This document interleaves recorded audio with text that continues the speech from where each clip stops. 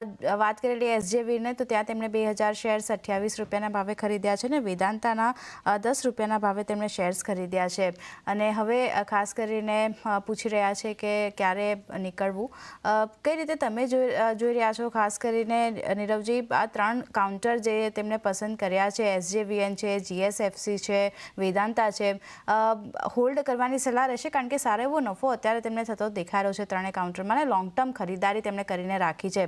કઈ રીતે વ્યૂ બની રહ્યો છે અહીંયા?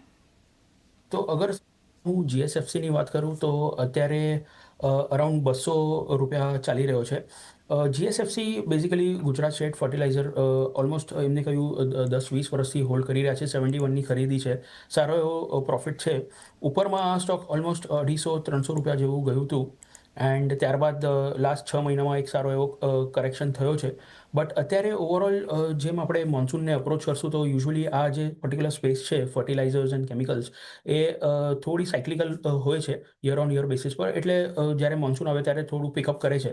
તો મારી સલાહ એ રહેશે કે 250 અને 300ની વચમાં અગર ભાવ આવે છે તો ધીરે ધીરે કરીને તમે થોડું વેચાણ કરી શકો છો. 50% એટલીસ્ટ તમે બુક કરી શકો છો અને બાકીના 50% તમે હજી રાઇડ કરી શકો છો 2-3 વર્ષ માટે. સેકન્ડ કાઉન્ટર જે વેદાંતા છે એ તો એમના 10 રૂપિયાવાળા છે અને ઓબ્વિયસલી વેદાંતામાં આપણને ખબર છે કે એક ડીમર્જરની એક સ્ટોરી છે જેમાંથી 4 થી 5 અલગ અલગ કંપનીઝ ડીમર્જ થઈ જશે અને અલગ અલગ વર્ટિકલ્સમાં એમની જે પ્રેઝન્સ છે એ લિસ્ટ થશે બધી કંપનીઝ. તો મારા હિસાબે ડેફિનેટલી હોલ્ડ કરવું જોઈએ. ઓવરઓલ મેટલ્સ મેં પહેલાં પણ કહ્યું કે થોડું સારું લાગી રહ્યું છે. એક વર્ષનો વ્યૂ હોય તો મેટલ્સમાં આપણે એક સારી તેજી જોઈ શકીએ છીએ. 8-12% એક અમુક સ્ટોક્સમાં અમને લાગે છે કે તેજી આવી શકે છે. પ્લસ વેદાંતાનો જે ડિવિડન્ડ yield છે એ પણ બહુ જ સ્ટ્રોંગ છે. તો ડેફિનેટલી અહીંયા કોઈ પ્રોફિટ બુકિંગની હું સલાહ નહીં આપીશ. ઇનફેક્ટ તમે હોલ્ડ કરીને ચાલો. અને થર્ડ એસજેવીએન પર અમારો વ્યૂ થોડો નેગેટિવ છે. એ જ સ્પેસમાં અમને પાવર ગ્રીડ વધારે ગમે છે.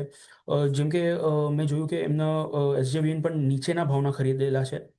તો મારી સલાહ એ જ રહેશે કે ત્યાં તમે ડેફિનેટલી પ્રોફિટ બુક કરી શકો છો અને તમે પાવર ગ્રીડમાં જેટલા પણ પૈસા આવે છે એ બધા સ્વિચ કરી નાખો. કેમ કે overall transmission as a space અમને બહુ જ સારું લાગી રહ્યું છે. ઇન્ડિયામાં એની ડિમાન્ડ એમાં જે પણ કંપનીઝ છે એ બધા કંપનીઝની ડિમાન્ડ બહુ જ સારી રહેશે 5 થી 10 વર્ષ માટે.